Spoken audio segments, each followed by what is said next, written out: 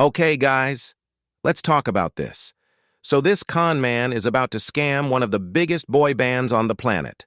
So the con man's name is Lou, and Lou is 37 when this story starts.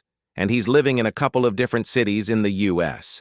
And Lou really wants to be rich. So, to make money, he starts renting private jets to celebrities. And one day in 1991, he ends up meeting a famous boy band called the New Kids on the Block. And Lou can't believe that they're flying in a private jet. And so he asks, how are these teenagers able to afford a private jet? And their manager's like, it's the music. They just made $200 million from record sales and another $800 million in touring and merch sales. And Lou's like, holy shit, that's $1 billion. I want that kind of money. And so he decides that he's going to create a boy band himself, one that's going to be bigger than the New Kids on the Block, the biggest boy band on the planet. And in 1992, he starts his own record label, and he auditions a bunch of teenage boy singers, and he picks 5 of them, and he creates a boy band, and he calls them the Backstreet Boys. And he starts working with them, and he hires songwriters, choreographers, and a whole team to make them huge. And by 1996, the Backstreet Boys released an album, and they blew the fuck up.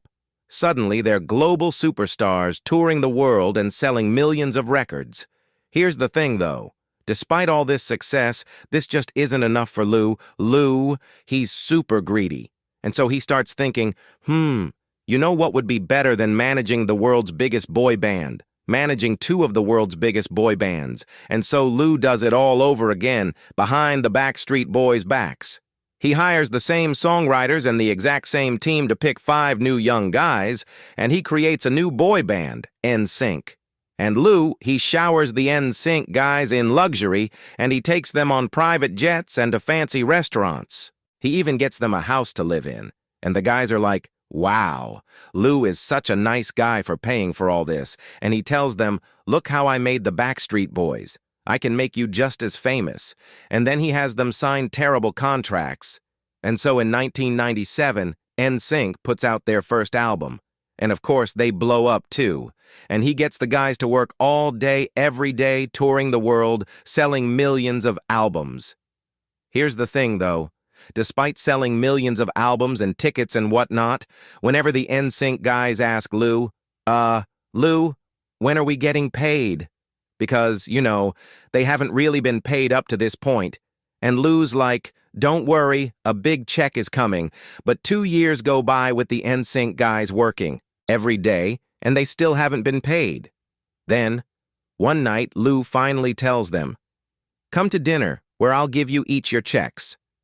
And the guys, they're so excited, and they're like, we've sold 15 million albums.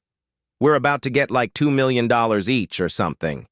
And so the guys, they walk into a fancy restaurant, and they sit down, and Lou tells them, all your hard work is about to pay off. And the guys open the checks, and they are shocked, because they each get a check for $10,000, which is less than what they would have made had they taken a minimum wage job. Meanwhile, of course, Lou isn't paying himself $10,000. He's paying himself tens of millions of dollars from like their record sales and their concerts and stuff. Think about that. You're a member of NSYNC, one of the biggest boy bands in the world, and you made $10,000 in 2 years. That's like $5,000 a year. So, of course, the guys, they're like, nah, something must be wrong. And so they go and they get a lawyer to look over their contract, and the lawyer looks at the contract and is like, this is the worst deal I've ever seen. Lou's getting almost everything. He's paying himself like he's the 6th member of NSYNC. Oh, but it doesn't end there. Then it gets even worse for them, because that's when their lawyer drops another bomb. He tells them, not only did Lou barely pay you, but actually, you're in debt. Lou had charged them for all those plane rides that he took them on, all those nice dinners, all those things Lou told them he was paying for. He was actually taking it out of their pay. So now the NSYNC guys, they know they've been scammed, so what are they going to do? Well, they decide that they're going to have to do whatever they can to get out of this contract with Lou's shady ass. Meanwhile, the Backstreet Boys, they're still out there making music and being successful, And they are super pissed off that this rival boy band, NSYNC, is now topping the charts. I mean, who do these clowns think they are, stealing their thunder? But then they finally discover the truth. They find out that Lou, their own manager, the guy who created their band, was also the one who created NSYNC. Their own manager created their direct competition behind their back. Not only that, Lou had convinced the Backstreet Boys that NSYNC hates them. He's like, you know, these NSYNC guys, they hate you, right? And he pits one boy band against the other intentionally. He had intentionally created a fake rivalry, believing that it would generate more publicity for both boy bands. Plus, you know, if both boy bands hate each other, then they'll never get together and discuss the bad contracts that he put them in, and he can just keep scamming them both for as long as he wants. Until, one night around 1998, some members of NSYNC and some members of the Backstreet Boys coincidentally end up at the same industry party. And they meet, and they start talking, and they discover that they never hated each other. It was all a fake rivalry manufactured by Lou. And the NSYNC guys, they start telling the Backstreet Boys about how Lou has been lying to them this whole time. And so the Backstreet Boys, they go back and they start reading through their contracts, and they find out that, yeah, it's true. Lou had been lying to them this whole time. And the guys, they've only been getting paid $12,000 a year, while Lou was paying himself about $10 million a year. And so, boom, the Backstreet Boys file a lawsuit against Lou. That's not the only trouble because this whole time in the background, Lou has been running a much, much bigger con deal. He's been running an investment scheme where he'll fly rich investors on private planes and he'll take them on limo rides and he'll tell them, I'm the mastermind behind NSYNC and Backstreet Boys. You should invest your money with me. And lots of these people, they fall for it. And they give him their money. Especially old retirees who are, you know, exceptionally vulnerable to this kind of thing. But the thing is, it's not a good investment. It's all a Ponzi scheme.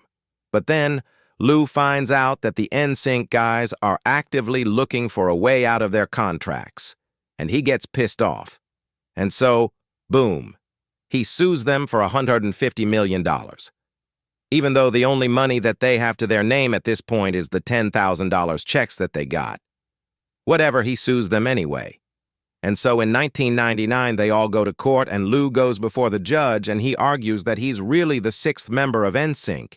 And the judge looks at him and he's like, Sir, my daughter has an NSYNC poster in her room. And let me tell you are not on it. And so, bam, NSYNC wins their lawsuit. And they ultimately get out of their contract with Lou. Also, bam, the Backstreet Boys eventually get out of their contract too. Then in 2006, the FBI finally learns about Lou's Ponzi scheme. And by this point, he's defrauded investors out of over $300 million. And so Lou hears that he's being investigated, and he's like, oh, they're on to me. And he flees the country. However, eventually the FBI catches up to him in Bali. And so, bam, they arrest him. And he's sentenced to 25 years in prison.